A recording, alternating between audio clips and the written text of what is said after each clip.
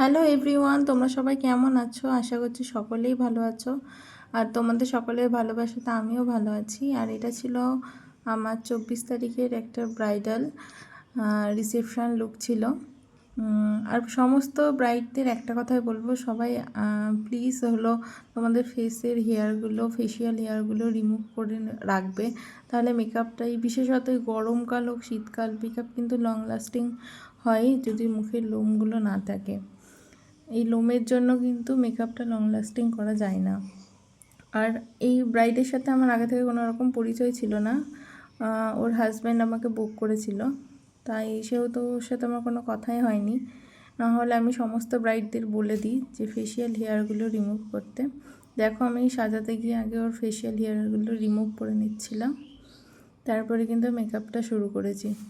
আর আমার কাজগুলো তোমাদের কেমন লাগছে অবশ্যই কিন্তু জানিও।